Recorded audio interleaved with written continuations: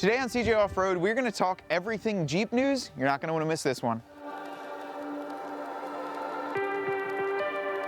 Hey guys, it's Matt with CJ Off-Road here. Now, we like to do this every few months and talk about all the latest and greatest in the Jeep community. We like to talk about Jeep news, everything that's going on, and really give you guys some more insight as to what's going on behind the scenes. Maybe you didn't see it, maybe you did, and then we can talk about it down below in the comment section.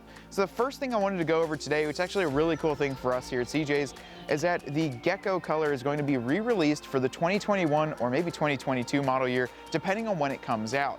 Now, we are seeing that it is available to order at dealerships right now. It's not on the website yet, however, that color is available. And this marks back to our video earlier in the year when we talked about all the new colors that were going to be coming out, and we saw them. So basically, Jeep just kind of trickled them out slowly. We said that Nacho was going to come out, and everybody, even a lot of comments below, said, nah, it's never going to come back out again. And now we have it in the Gladiator and the Wrangler. So that color did come out. It just takes a little bit of time until they can source all the paint, get everything set up, and ready for them to install them on the new Wranglers. Now, what's neat about that is that our videographer Ryan actually had a 2012 JK that was in the Gecko Green, and that one we did an Islander themed build on. And with this one, we now have the ability to have an Islander again, so that could be a possibility, and you're gonna have to stay tuned to the page to see if we do buy one of those, because I think a Gecko in the Islander color would be absolutely killer. We have seen a couple of them at dealership lots now. They have a white dash, they have a nice blue interior, so basically all the stitching is blue. They have the Islander decal right onto the seat, stitch into it. But one thing I do have to give Jeep a little bit of crap for is that they didn't put the old school Islander decals on it. I mean, they used the same as they did in 2011 with the Tiki Islander. And I gotta tell you, I love the old school, the 89 YJ Islander logos. I think they look so much better. And now with the Wrangler JL, you could have even easily put that hood graphic on, because now you've got the bulge instead of the JK. So you could have easily done that. And if we get an Islander here, guys, I can promise you those factory decals won't be staying on. We're gonna rewrap that whole thing in an old school Islander decal. So that'll be a pretty cool tribute back to the old school one and make it look a heck of a lot better. Now, also with that, we will be saying that if you are going to go in and try and order a Nacho or basically any other color Jeep, even the Gecko like we were just talking about, you might run into a little bit of a wait time when receiving your build. So if you're going to want to go in and order one exactly to your specs, I'd suggest going out as soon as you can due to the microchip shortage that we're facing here in the States right now. Now, like everything during this COVID pandemic, we've been seeing a lot of shortages of just about anything, with the prices of a lot of things going up too. So we've got lumber, we've got steel. You can see the prices are pretty much rising on a lot of consumer goods just because of the availability. Now, cars are no different, Jeeps are no different, and trucks are no different. There's actually a rumor now that there are over 5,000 to 6,000 Ford vehicles sitting in a lot. There's so many in a lot waiting on microchips that you can actually see them from space. So really interesting to hear that they're just waiting on one little piece to get those vehicles finished, and they can't get it. And that shortage is across the board. It's not only with Ford, it's with Mopar, it's with any manufacturer that you can think of. People are just waiting on parts, and without those raw materials and without those parts, you can't finish the entire product. We will move on to a new kind of more technologically advanced car, just like we talked about, the brand new 4xe Jeep. Now, we've seen a few of those on YouTube. We don't have any here locally on lots, but we've seen a few on YouTube, and they are absolutely, they're killer. I've seen a couple of them, especially over at Epic Adventure Outfitters. They actually got one in, did a full build on it, lift, wheels, and tires, and sent it back to the dealership.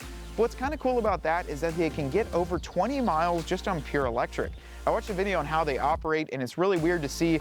Initially off the gate, it'll use that gas engine. It uses the 2-liter turbo, get you up to speed, and then it just drops to 0 RPM, and you're in full hybrid, you're full electric mode. Now, what's cool about that is that you can use this as a commuter. Say you only have a 10-mile commute every day, or even a shorter, a 5-mile commute.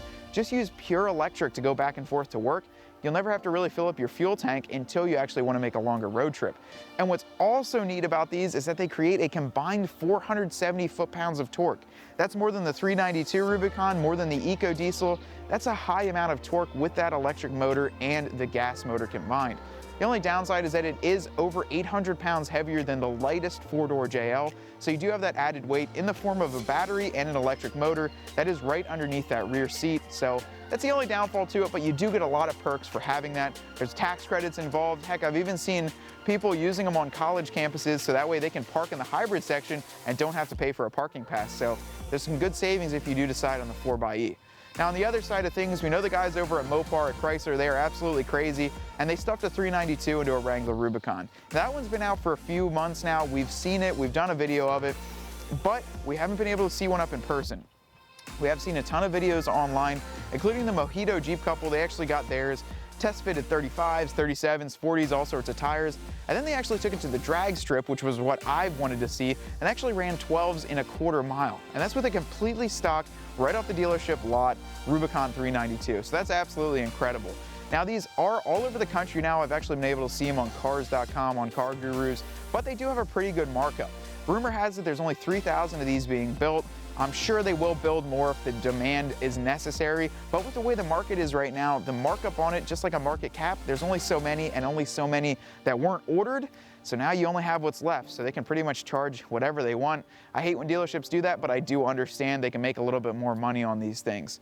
Now, with all that being said, that was a ton of Jeep news here. If you guys want to see anything shot or any vehicle shot, definitely drop a comment below. We love to read your feedback to see what installs you guys want to see, and honestly, that's what helps us create all of this content for you guys. Now, drop a comment below and also hit that like and subscribe button. You don't want to miss these videos that we're putting out. Now, until next time, guys, I hope you guys are staying safe, staying home, and I'll see you out on the trails.